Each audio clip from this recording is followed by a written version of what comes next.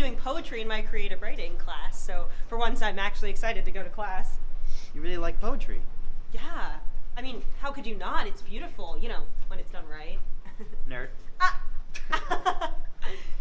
Crap! I'm gonna be late. I'll see you around. I like your jacket.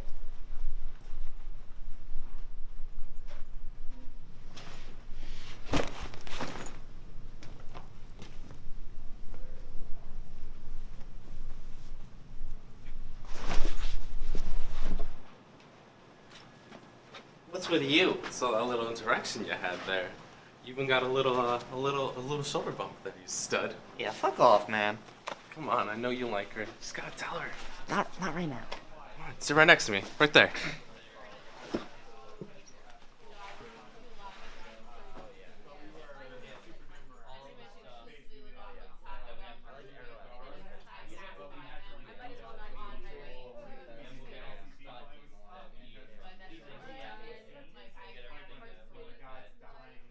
Hey class, open your books to chapter 2. We're going to be going over the history and growth of public relations. So we have, public relations has been going on since like around 1956. It's been going on ever since media has pretty much taken place. How you represent companies, how it looks for the company, how to be a representative of a company. So over here in 1956, Gregory Peck's portrayal of a harassed and tortured public relations man didn't do much for the field's reputation, because it's talking about how you know nothing about public relations, but you look good. So, you have a freshly pressed suit and you apparently bathe regularly. What more is there to know?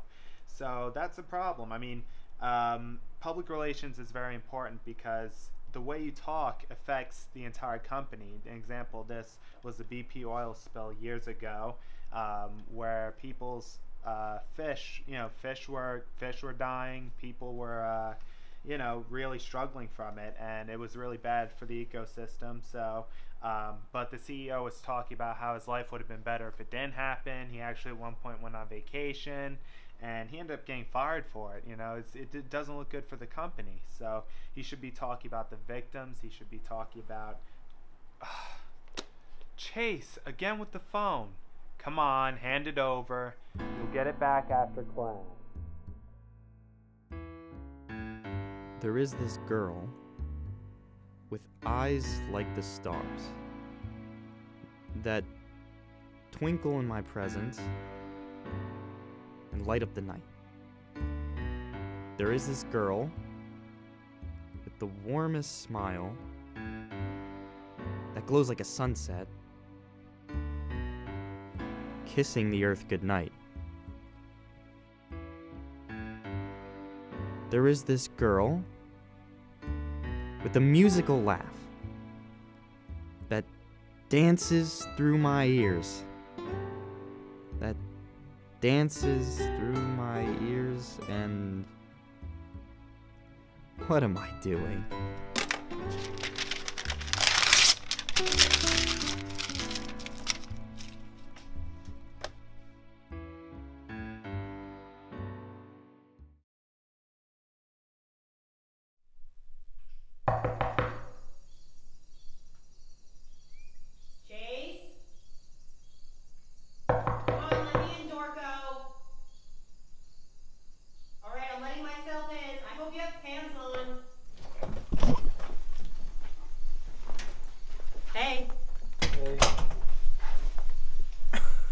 You still recovering?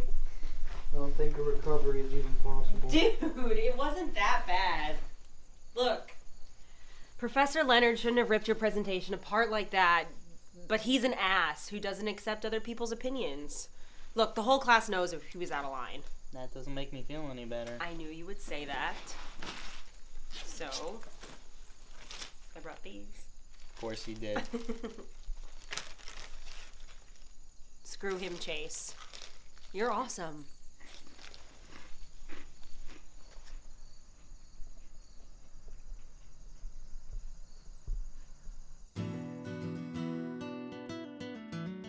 When I look at you, this is what I see.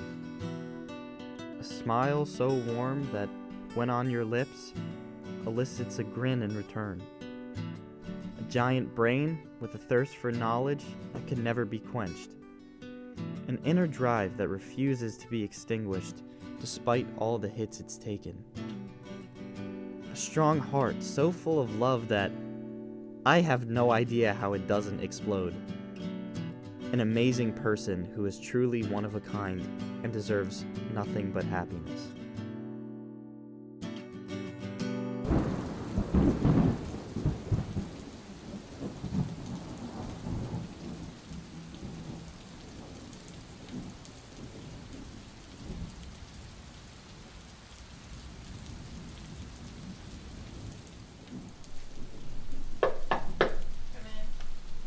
Hey, Annie let me in the apartment.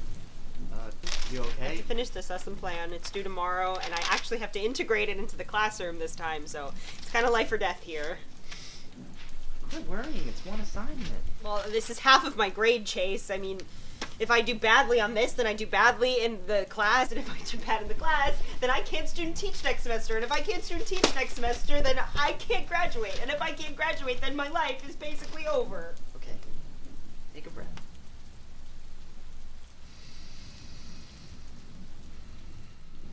Why did I choose to be an ed major? Because you're a badass. Come on, you're gonna do great, you always do. Sometimes I just wonder if there's a point to any of it. Like, why does anybody even bother? It's all meaningless. Hey, quit worrying. You're like the smartest person I know, and if anyone has a problem with your lesson plan, then I'll beat them up. With your man strength. You know it.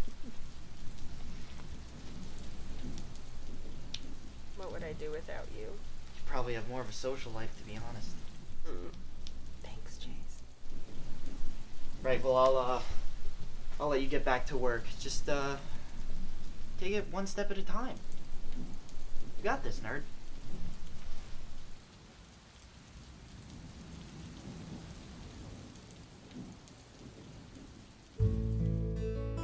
I'm done trying to write this cheesy romantic crap. This is what's real. Happiness. That's what you are to me. Just pure happiness. Beautiful smile that never fails to make my day. A funny story while sipping an overpriced cup of coffee. Fuzzy blankets and cheesy rom-coms on Friday nights. Jokes that are so bad that it makes sense why we're both still single. Stuffing our faces with your amazing cookies at the end of a bad day. Passionate hands that flail in the air when we argue about Shakespeare. Late night drives to get tacos even though we really don't need them. Fighting with the crane machine just so we could win that purple koala. Holding hands on the Thunderbolt when I was afraid to go on it. And finally, lots of warm hugs that remind me that everything is going to be okay. You mean so much to me. But what do I mean to you? Will you ever see me as more than just a friend?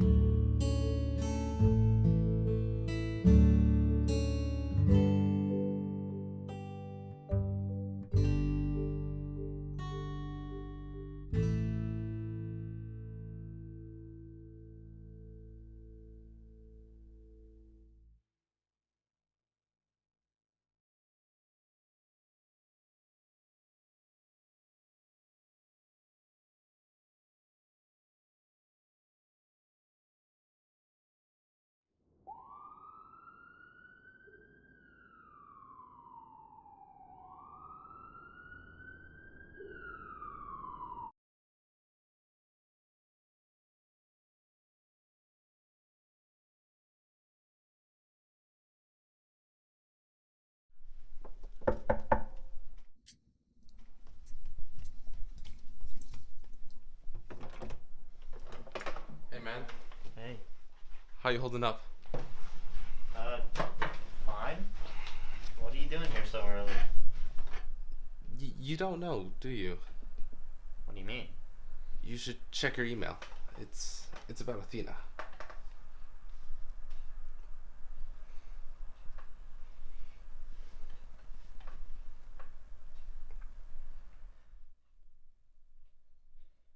This has to be a mistake.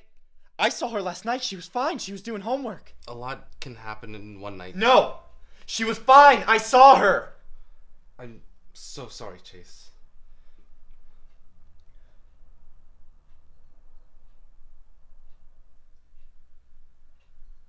Shit.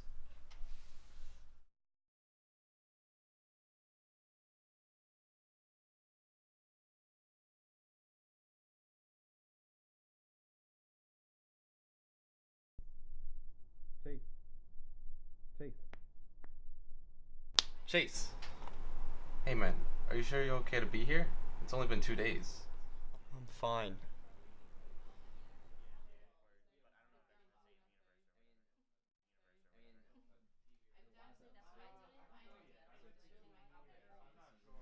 Hi, Chase. Annie?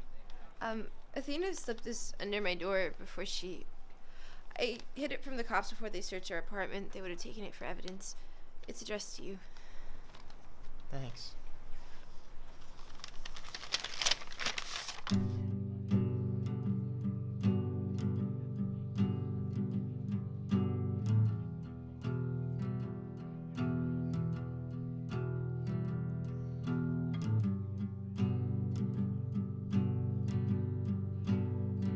Hey, Dork. For the first time ever, no words are coming to me. I don't even know how to write something like this, but I didn't feel right leaving you with nothing, so I wrote you this poem.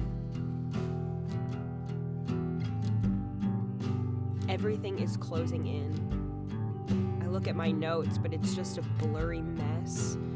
Gravity pushes down on me, crushing my lungs, and I accept that my life is over. But then a certain dork comes through my door and brings in a little bit of light. He flexes non-existent biceps and shoots me a toothy grin, and some of the pain disintegrates. My brain takes a snapshot of that encouraging smile and clings to it. I let its warmth take over. And for one quick moment, I can breathe.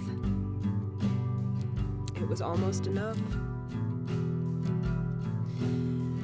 Oh, you couldn't have changed anything, Chase. You couldn't have stopped me. There was nothing left for me in this life, and it was time to surrender. I hope